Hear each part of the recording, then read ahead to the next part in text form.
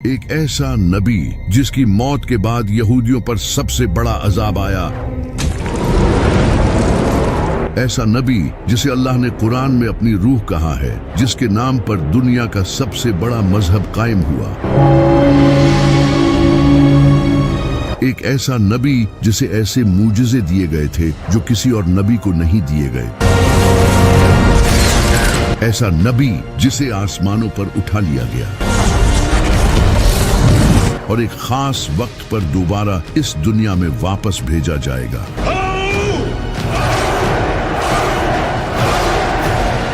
اس کا نام تھا حضرت عیسیٰ علیہ السلام۔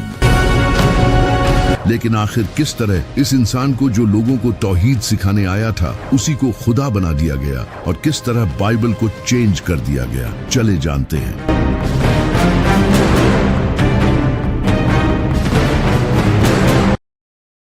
جب بنی اسرائیل کی حالت بہت ہی خراب ہو چکی تھی، ان کے اسکالرز کرپٹ ہو چکے تھے، انہوں نے کتابیں بدل دی تھی اور دنیاوی فائدے کے لیے دین بیچ رہے تھے۔ انہوں نے پورے دین کو ہی اپنے مطابق بدل دیا تھا۔ اوپر سے اس وقت فلسطین پر رومن امپائر کی حکومت تھی جو کہ یہودیوں پر بہت ظلم کرتی تھی۔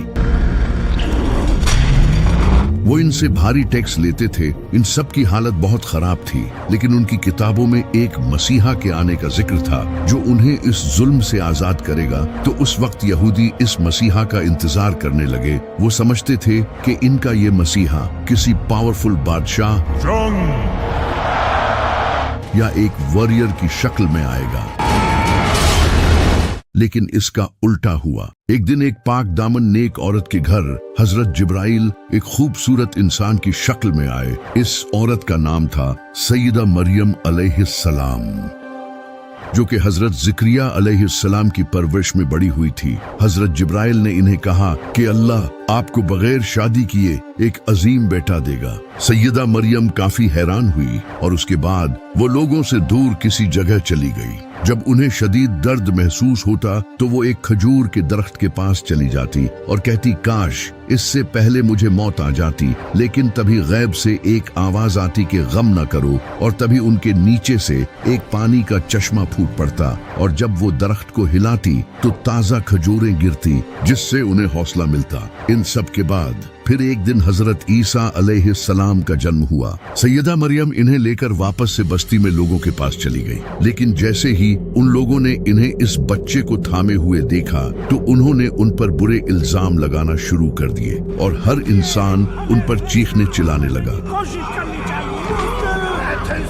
یہ دیکھ کر سیدہ مریم پریشان ہونے لگی، لیکن تبھی اللہ کی طرف سے ایک معجزہ ہوا اور ان کی گود میں وہ بچہ بولنا شروع ہو گیا۔ یہ سن کر وہاں سبھی لوگ خاموش ہو گئے، ان کے چہرے حیران اور پریشان تھے، اور اس سے سیدہ مریم کی پاک دامنی ثابت ہو گئی۔ اس کے بعد سیدہ مریم نے حضرت عیسیٰ علیہ السلام کی پرورش کی۔ وہ بچپن سے ہی ایک نیک اور سادہ شریف انسان تھے۔ وہ کم کھانا کھاتے تھے، سادہ کپڑے پہنتے تھے اور اپنا زیادہ وقت عبادتوں میں گزارتے تھے۔ وہ مٹی کے پرندے بنا کر اللہ کی مدد سے انہیں زندہ کر دیتے تھے۔ ان کے پاس اتنا علم تھا کہ صرف 12 سال کی عمر میں ہی وہ اس وقت کے بڑے ٹیچرز کے ساتھ ایسی ڈیبیٹس کرتے تھے کہ ان کی عقل دنگ رہ جاتی تھی۔ اللہ نے انہیں کئی معجزے دیے تھے۔ جب حضرت عیسیٰ علیہ السلام تھوڑے بڑے ہوئے تو انہوں نے اللہ کا پیغام لوگوں تک پہنچانا شروع کیا۔ وہ لوگوں کو توحید سکھانے لگے اور حضرت موسیٰ علیہ السلام کے بتائے لاز سکھانے لگے جنہیں ان پریسٹ نے بدل دیا تھا، اور لوگوں کو ایک دوسرے کے ساتھ اچھائی کرنے کی تعلیم دینے لگے۔ جب لوگ ان کی نبوت پر شک کرتے تو وہ انہیں معجزہ دکھاتے۔ وہ اندھوں اور بہروں کو اللہ کی مدد سے بالکل ٹھیک کر دیتے تھے اور مردوں کو اللہ کی مدد سے زندہ کر دیتے تھے۔ وہ مٹی کے پرندے بناتے اور ان میں پھونک مارتے تو وہ اڑنے لگتے، یہاں تک کہ وہ لوگوں کو یہ تک بتا دیتے تھے کہ انہوں نے کیا کھایا ہے اور اپنے گھروں میں کیا کیا جمع کر رکھا ہے۔ ایک بار تو ان سے کچھ لوگوں نے کہا کہ اگر آپ سچے ہیں تو آسمان سے ہمارے لیے کھانا منگوا دے۔ تبھی اللہ نے ان کے لیے آسمان سے ایک شاندار दावत उतारी और कहा कि अगर अब भी तुम लोग हक से मुंह मोड़ोगे तो तुम्हें दर्दनाक अजाब दिया जाएगा। लेकिन जब उस वक्त के प्रीस्ट ने ये सब देखा तो वो जान गए कि इन सब से उनकी असलियत लोगों के सामने आ जाएगी। उन्होंने लोगों को बेवकूफ बनाकर जो दौलत जमा कर रखी थी, अब वो सब खतरे में थी। हजरत ईसा अलैहिस्सलाम ने इनकी करप्शन और मुनाफिकत लोगों के सामने लाना शुरू कर दी। इन सब के अलावा उस वक्त के लोग गुनाहों और दुनिया की लज्जतों में पड़ चुके थे और हजरत ईसा अलैहिस्सलाम इन्हें ये सब छोड़ने का कहते थे, लेकिन उन्होंने हक को छोड़कर दुनिया को चुना और हजरत ईसा अलैहिस्सलाम की बात नहीं मानी। लोगों ने भी हजरत ईसा अलैहिस्सलाम के ये सब मूजिज़े देखने के बाद भी उनसे और मूजिज़ों की डिमांड की। हजरत ईसा अलैहिस्सलाम इनकी बातों से बहुत गुस्सा हुए कि इन सब मूजिज़ों के बाद भी तुम्हारे दिल हक को तस्लीम नहीं कर रहे, क्योंकि यहूदियों को ये लगता था कि उनका ये मसीहा एक पावरफुल बादशाह की सूरत में बड़ी फौज लेकर उन्हें बचाने आएगा। Free men! जबकि हजरत ईसा अलैहिस्सलाम उनकी तरह ही एक आम इंसान थे, बल्कि वो तो और भी ज्यादा सादा जिंदगी गुजारते थे। उस वक्त फिलिस्तीन भी रोमन एम्पायर के अंडर था। जब रोमन एम्पायर के बादशाह ने ये देखा कि एक इंसान लोगों को इन्फ्लुएंस कर रहा है और लोग इसे फॉलो कर रहे हैं, तो ये उनकी हुकूमत के लिए भी एक बड़ा खतरा था। इसी का फायदा उठाकर कई यहूदी प्रीस्ट रोमन एम्पायर के पास गए और उन्हें हजरत ईसा अलैहिस्सलाम के खिलाफ उकसाया और कहा ये इंसान बादशाह बनना चाहता है और इसीलिए ये सब कर रहा है। इसके बाद उन प्रीस्ट ने रोमन बादशाह के साथ मिलकर हजरत ईसा अलैहिस्सलाम को कत्ल करने का प्लान बनाया। इसी दौरान हजरत ईसा अलैहिस्सलाम अपने सहाबा के साथ खाना खा रहे थे। तभी उन्होंने उनसे कहा कि तुम में से कोई एक इंसान मुझे धोखा देगा, और फिर ऐसा ही हुआ। इन्हीं में से एक इंसान कुछ पैसों के बदले फौजियों को उनके बाग ले आया और इसी पॉइंट पर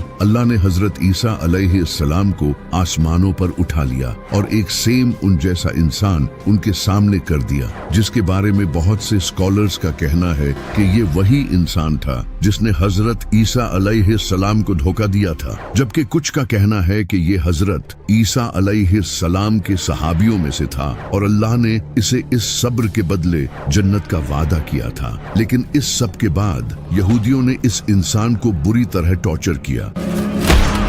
उसे बाजार में जख्मी हालत में घुमाया और उसे गालियां दी और उसके ऊपर एक लकड़ी का बना क्रॉस लाद दिया। इसके बाद उस क्रॉस पर उसके हाथ और पांव में कीलें ठोक दी और उस इंसान को जान से मार दिया गया। इसके बाद आसमान काला पड़ गया और एक खतरनाक जलजला आया।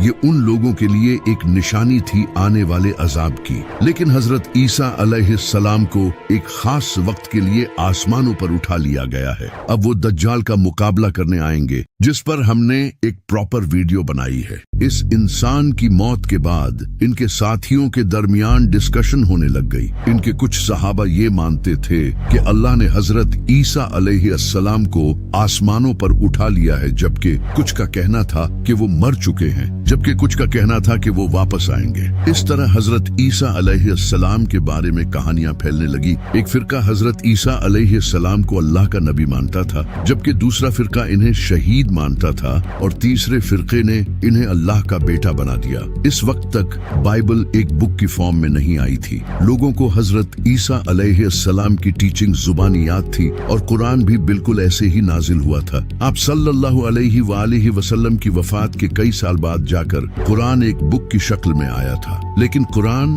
और बाइबल में फर्क ये था कि कुरान की प्रोटेक्शन की जिम्मेदारी अल्लाह ने अपने हाथ में ली थी और बाइबल के साथ ऐसा नहीं था। इस वजह से लोगों ने बाइबल को चेंज कर दिया। जब 70 ईस्वी में एक इंसान जो कि हजरत ईसा अलैहिस्सलाम के फॉलोअर्स से इतनी नफरत करता था कि उन्हें टॉर्चर करता और जेलों में डाल दिया करता था, इस इंसान का नाम था सॉल ऑफ टार्सिस।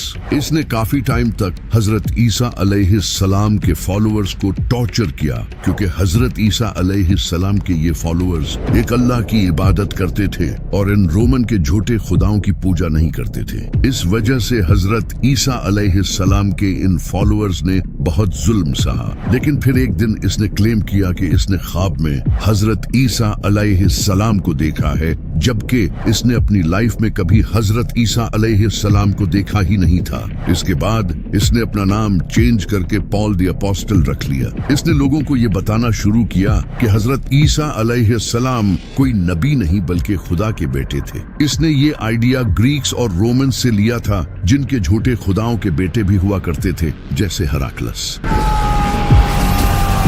इसने इन आइडियाज से अपनी एक अलग ही क्रिश्चियनिटी बना ली, जिसे उस वक्त के लोग एक्सेप्ट करने लगे, क्योंकि वो पहले से ही ग्रीक्स और रोमन्स के इन कॉन्सेप्ट को मानते थे। तो ये नई टाइप की क्रिश्चियनिटी उन्हें रिलेटेबल लगी। पॉल ने लोगों से कहा कि जीसस ने अपनी जान की कुर्बानी इंसानियत के गुनाहों की माफी के लिए दी है। इनके तरीकों पर चलने की हमें कुछ खास जरूरत नहीं है, बल्कि हमें तो इनकी इस कुर्बानी को मानना है। यानी कि इस इंसान ने क्रिश्चियनिटी को ही बदल दिया था। इसने डिफरेंट चर्चेस को लेटर भेजे और बाइबल में अपने इन कॉन्सेप्ट्स को ऐड करवाया, जो कि बाद में जाकर न्यू टेस्टामेंट का हिस्सा बने। लेकिन जेरूसलम में हजरत ईसा अलैहिस्सलाम के कुछ फॉलोअर्स ने पॉल के इन आइडियाज को रिजेक्ट किया और उन्हें अल्लाह का एक नबी ही माना। इन्हीं लोगों में से एक हजरत ईसा अलैहिस्सलाम के भाई भी थे। लेकिन इनकी इन बातों की तरफ लोगों ने ध्यान नहीं दिया और पॉल की इस नई क्रिश्चियनिटी को लोगों ने एक्सेप्ट करना शुरू कर दिया और ये लोगों में फेमस हो गई। इस वक्त तक बाइबल को एक बुक की शक्ल दे दी गई थी और इसे हजरत ईसा अलैहिस्सलाम की वफात के 40 से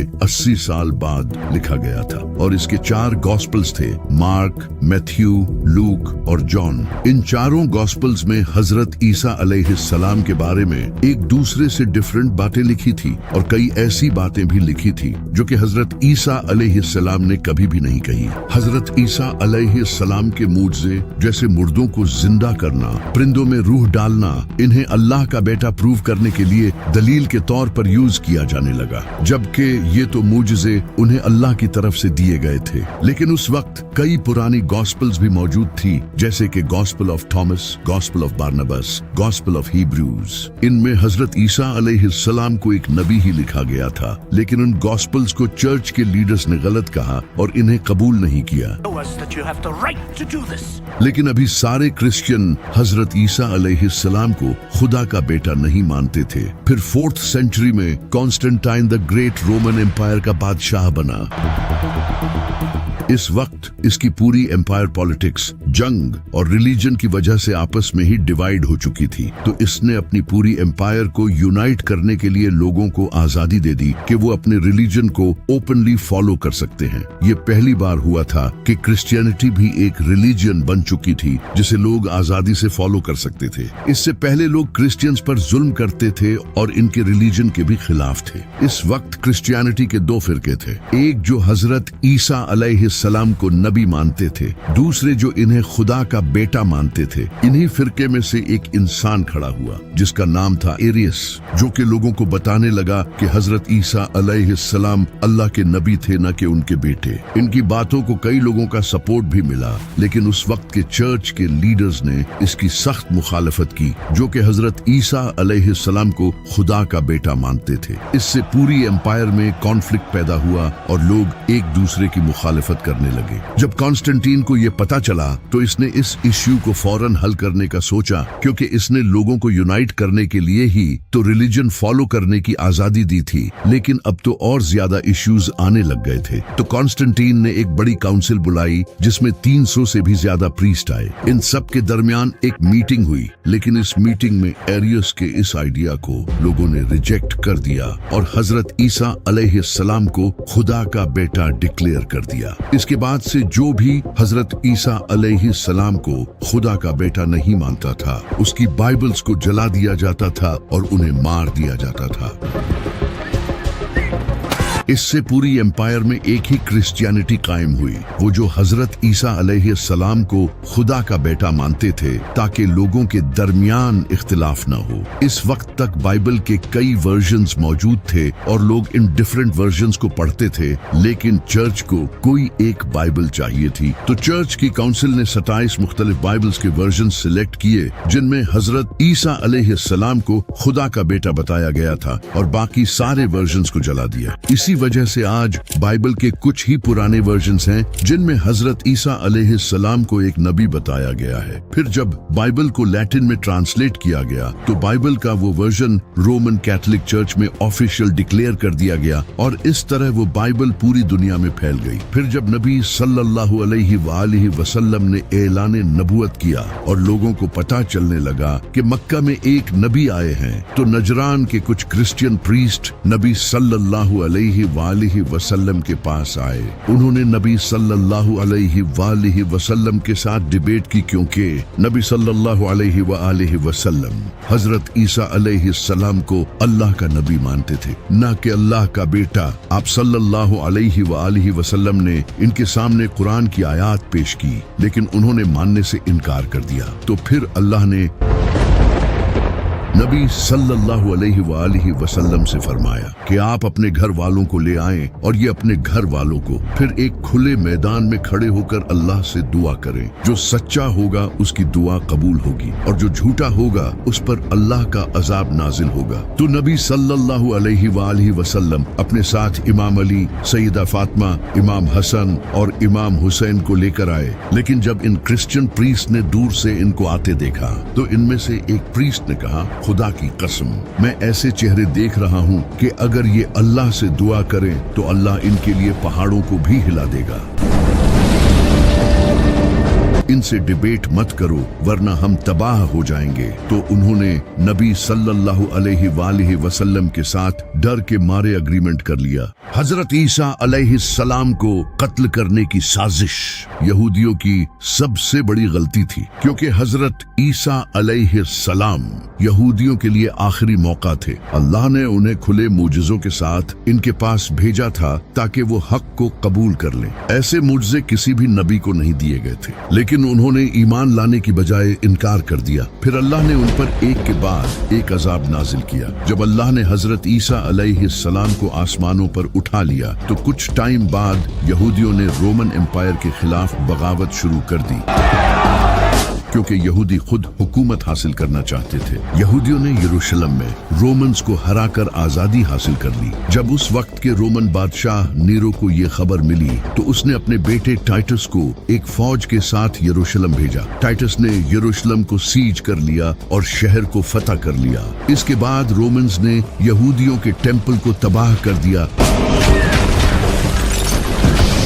और ये हजरत ईसा अलैहिस्सलाम ने पहले ही बता दिया था, जो आज भी बाइबल में लिखा है। जब टेम्पल तबाह कर दिया गया तो इसकी एक दीवार बाकी रह गई जो आज तक मौजूद है, जिसे यहूदी चूमते हैं। यही वो वेस्टर्न वॉल है। सिर्फ टेम्पल ही नहीं, रोमन्स ने 10 लाख से ज्यादा यहूदियों को कत्ल कर दिया, हजारों यहूदियों को गुलाम बना लिया गया और आखिरकार इन्हें यरूशलेम से निकाल दिया गया, जिसके बाद यहूदी दुनिया भर में बिखर गए। इस वक्त यहूदी अब भी रोमन एम्पायर के अंडर थे। फिर एक दिन रोमन बादशाह कॉन्स्टेंटाइन ने क्रिश्चियनिटी कबूल कर ली और क्रिश्चियनिटी को रोमन एम्पायर का ऑफिशियल मजहब बना दिया। इसके बाद रोमन्स ने यहूदियों को मारना शुरू कर दिया, क्योंकि वो इन्हें हजरत ईसा अलैहिस्सलाम का कातिल समझते थे। यूं यहूदी और क्रिश्चियंस एक दूसरे के दुश्मन बन गए और ये दुश्मनी सदियों तक जारी रही। यहूदियों पर जुल्म होते रहे। फिर 15th सेंचुरी में कैथोलिक चर्च पूरे यूरोप का सबसे बड़ा चर्च बन गया और क्रिश्चियनिटी पूरे यूरोप में फैल गई। इसी वजह से स्पेन, इंग्लैंड, फ्रांस और जर्मनी जैसे कई कंट्रीज से